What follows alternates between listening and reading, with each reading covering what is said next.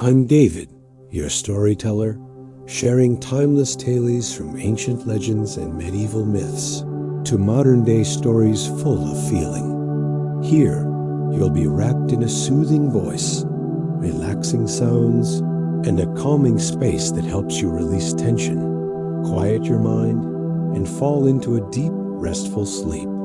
I hope each story brings you a sense of peace, connection, and a touch of magic for your soul before you close the day. You know how sometimes you wander through a familiar place and you suddenly notice something new? Something that's been there all along, hiding just at the edge of your awareness.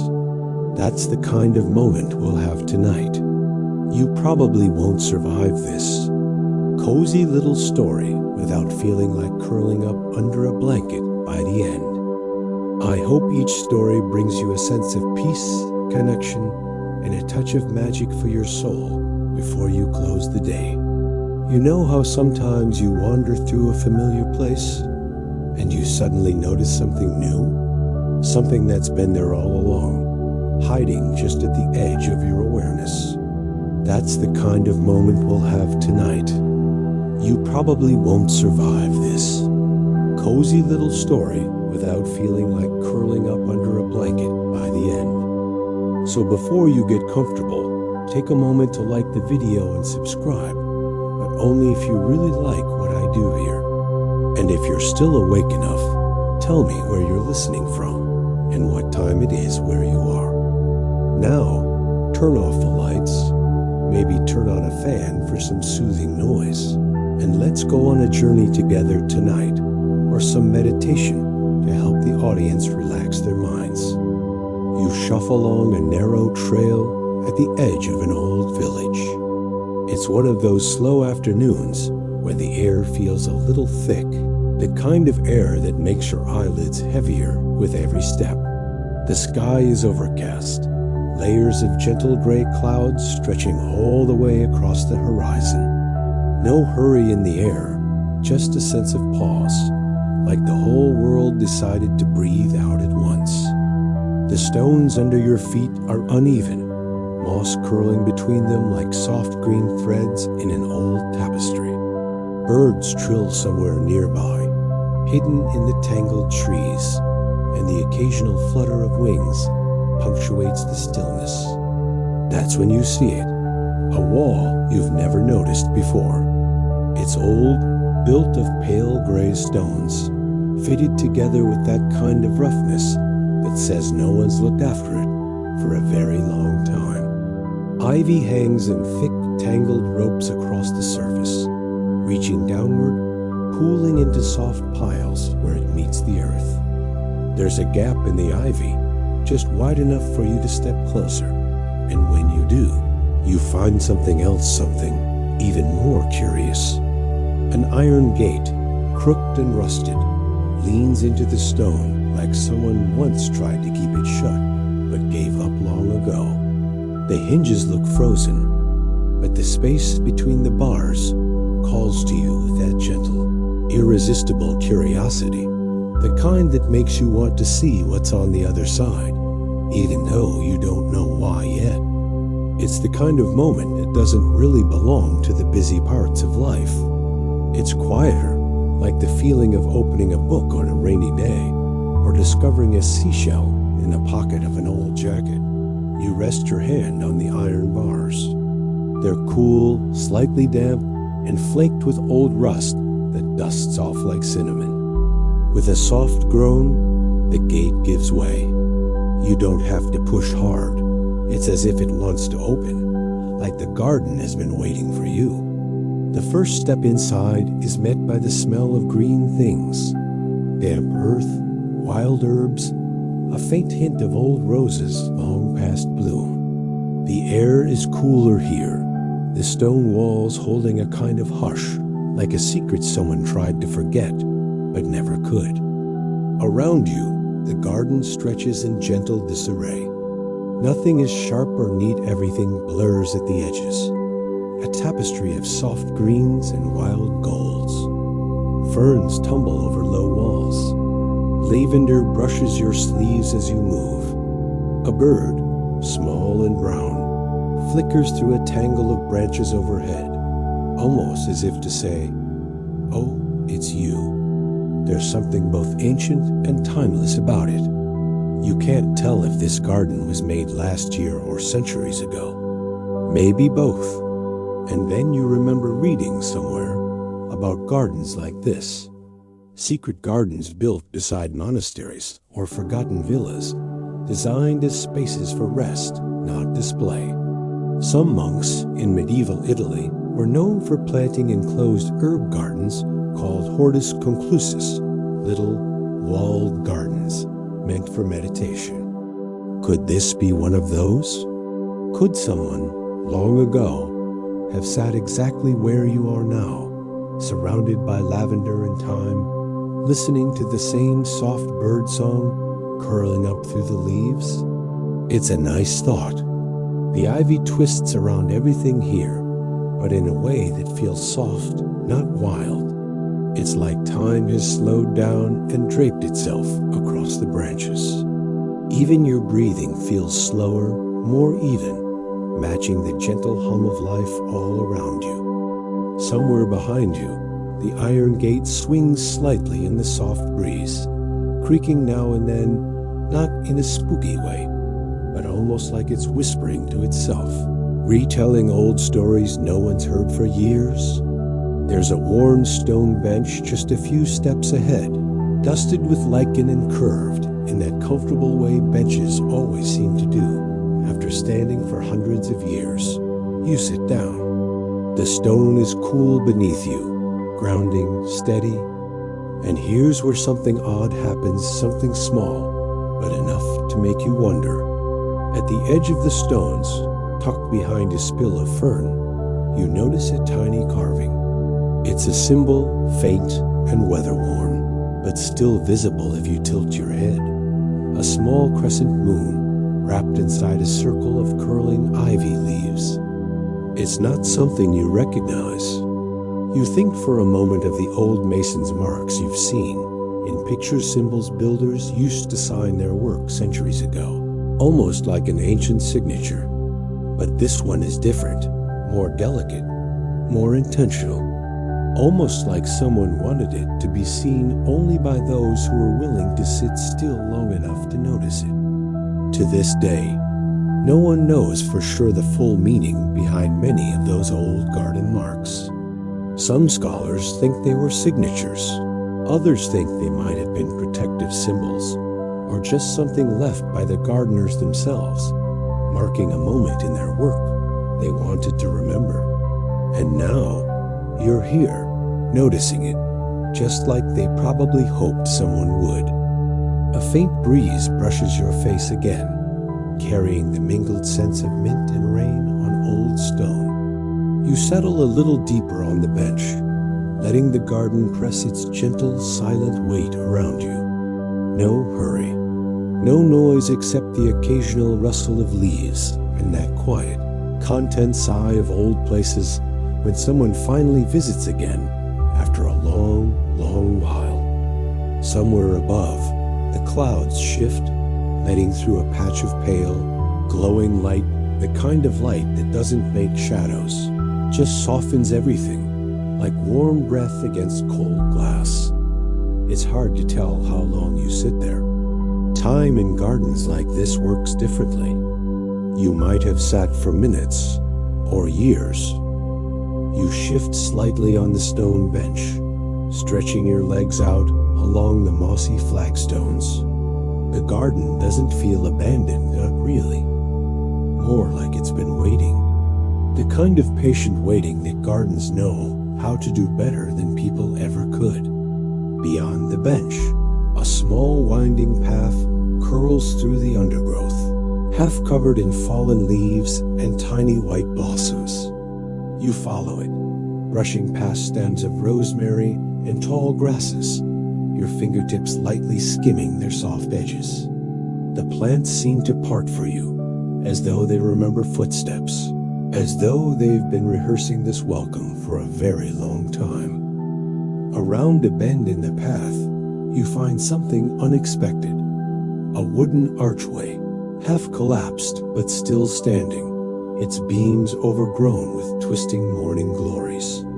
Their flowers are pale blue, almost glowing in the gray light, as though someone painted little pieces of the sky onto their petals. V. As you step under the arch, you hear something else, a gentle rustling, a soft sound like someone turning pages in a library full of ancient books. But it's not paper, it's the garden itself. Leaves stirring against each other, branches brushing in a slow, secret rhythm. Then, very softly, you hear it. A voice. It's not loud and not distinct, more like the memory of a voice drifting on the air. Just a wordless hum, almost like someone singing far off, just out of sight. You follow the sound without really meaning to. Around another turn, the garden opens wider, revealing the heart of the place. In the center stands a circular fountain, long dried, with cracked marble edges. The fountain is wrapped with vines and moss, but its shape is still graceful, elegant in its old age.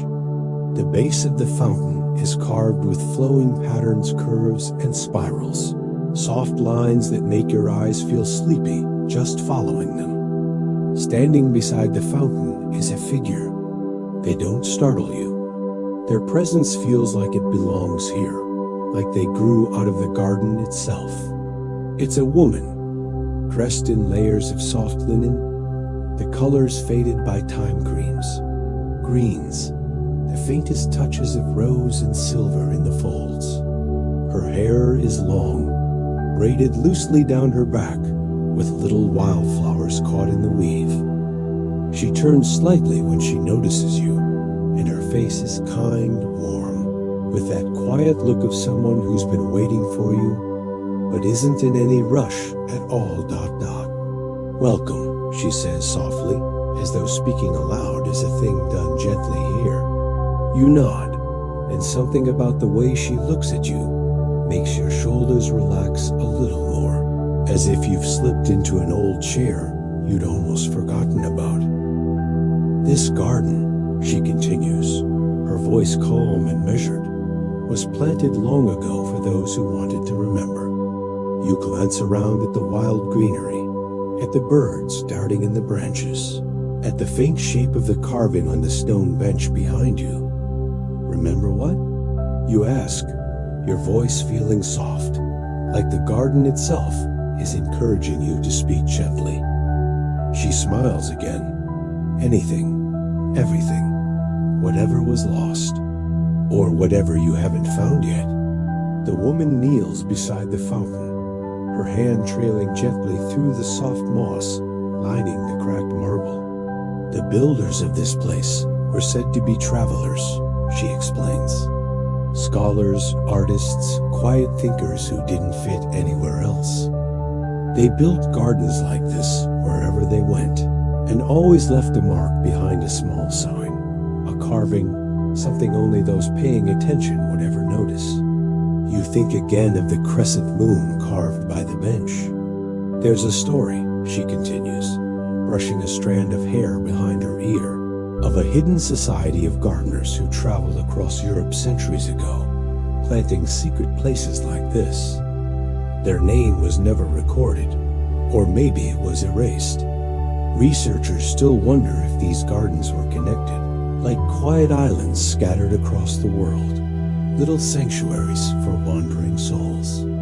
The idea makes you feel warmer, the way a gentle thought sometimes does. A kind of secret kindness stretching across time, quietly defying all the noisy things the world usually insists upon. The woman rises again and gestures to the base of the fountain. You step closer, and now you can see faint among the spirals and curling ivy patterns, small symbols carved carefully into the marble. Crescent moons, leaves, stars, tiny spirals that seem to turn if you look at them long enough. Not all symbols have clear meanings, she says gently. Some were only known to the hands that made them, but I think that's part of the comfort, knowing that someone took the time to leave something beautiful behind, even if no one would ever understand it fully.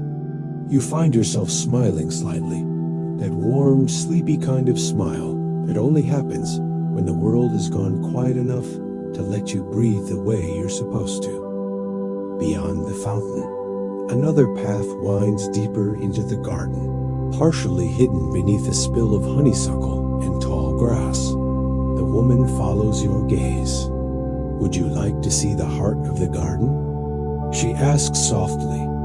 You glance back toward the iron gate you came through. It feels distant now, like a thing from a different world. There's really only one answer. You nod. She leads you past the fountain, the two of you moving slowly, unhurried, as though every step deserves to be noticed fully. The plants around you seem to shimmer faintly in the overcast light, as if painted with something just a little more vibrant than the rest of the world. As you walk, she tells you about one of the oldest parts of the garden's story. There was a traveler once, she says softly, who carried a journal everywhere they went. They wrote down things no one else noticed: the curve of a hill, the sound of river stones rolling under shallow water, the way wind moved across tall fields of grass. Their writing wasn't famous. It was for them. She pauses, guiding you beneath an arched trellis woven with wild grapevines. Some believe, she adds, that the traveler helped build this very garden, leaving behind their thoughts in symbols instead of words. Little notes for anyone who might wander through one day. The voice of the garden seems to hum softly around you now.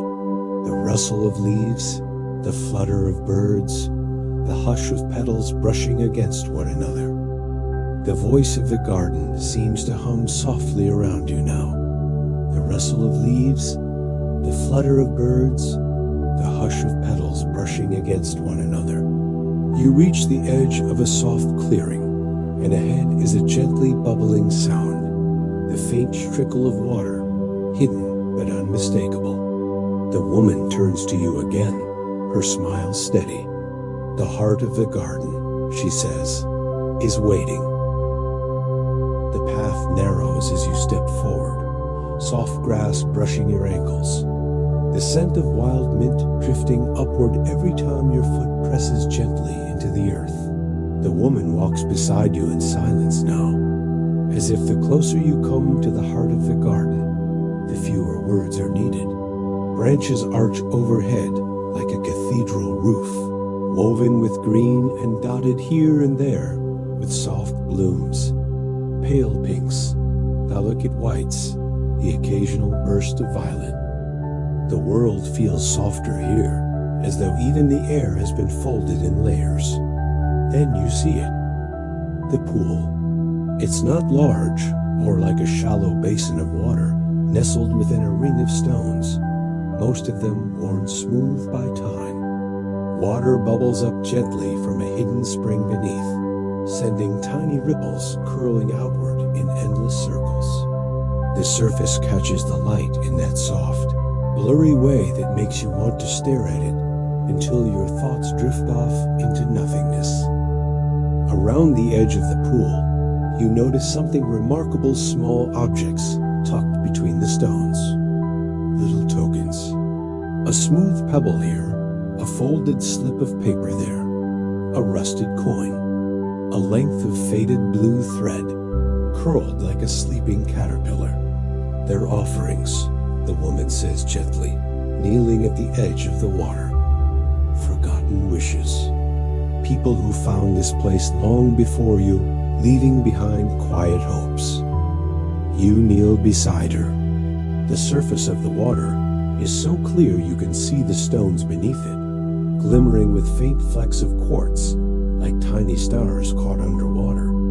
It reminds you of something you once read about ancient wishing wells, how people used to whisper their hopes into still pools, believing the water might carry their words somewhere better.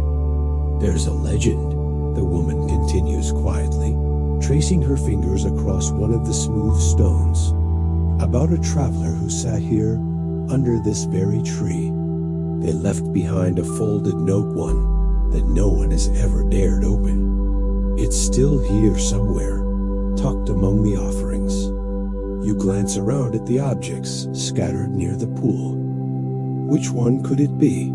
The folded paper? The curled thread? To this day, she adds, her voice lower now, almost as if the garden itself is listening. No one knows what that note said. Maybe a name, maybe a goodbye, maybe just a secret someone wanted to tell the water. The mystery of it hangs gently in the air, like the feeling of a book left unfinished on a knit stand. Not frustrating, just soft, curious, endless. Researchers still wonder if gardens like this were more than just hidden sanctuaries. Some believe they were markers for lost paths, hidden places travelers could visit to remember what mattered. Others think they were hiding places for ancient knowledge, symbols carved into stones like puzzles waiting to be solved. But standing here, you realize something simple. Maybe they were just meant to be beautiful. That's all. Just beautiful. And that's enough. The woman reaches into the folds of her dress and pulls out a small object, smooth, pale, almost glowing softly in the dim light. It's a simple white stone, perfectly round, worn by countless years of water and touch. She holds it out to you. For you, she says, for whatever you want to leave behind, or whatever you want to find. You take the stone, feeling its cool, steady weight in your palm. There's something grounding about it, like a gentle reminder that you belong here now, at least for this quiet moment. Slowly, you lean forward, placing the stone at the edge of the water, just close enough that it almost kisses the surface. The ripples catch around it, spiraling outward in soft, endless rings. A sense of peace curls through your chest, soft and slow, like warm tea settling in your belly. Behind you, the sky begins to shift. The gray, overcast light takes on a hint of gold, as though somewhere beyond the clouds, the sun is thinking about setting.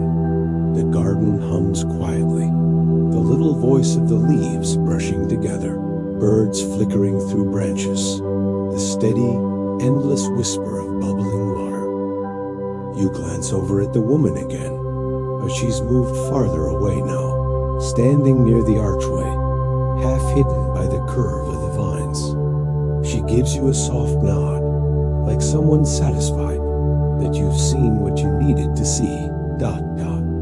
The thought of that unopened note lingers in your mind. Maybe someone will open it one day, or maybe it will stay tucked safely in the folds of forgotten wishes forever. You sit for a long time, or maybe no time at all, by the edge of the pool. Your breathing has slowed, your body softening, like the last traces of tension letting go. Everything around you seems made of softness now: water, stone, leaf, air. And in that gentle hum of life, you feel something settle. Not a solution, not an answer, but a kind of agreement. An understanding between you and the quiet world that waits behind ivy-covered gates. This is yours now. This hidden place, with its forgotten symbols and its ancient stories, belongs to those who notice, those who move slowly, those who remember that the world is full of small, soft places still left to find. Now, the ripples in the pool slow almost to stillness, the soft sound of water folding over itself like a lullaby. The air has grown cooler, brushing your cheeks like careful hands adjusting a blanket on your shoulders. And as the final warmth of the day hovers far above the garden wall, you feel the whole world blur gently at the edges. The plants, the sky, the hush of leaves ... Everything soft, everything distant, everything easy. Let your eyes drift with that soft, slow motion, as though your thoughts are drifting downward, resting into that deep, steady place beneath the ripples, where nothing presses, nothing rushes, only the quiet sound of the garden breathing with you. You're safe here. You always have been. Let the mystery of the unopened letter stay folded for another day. Right now, there's only this moment.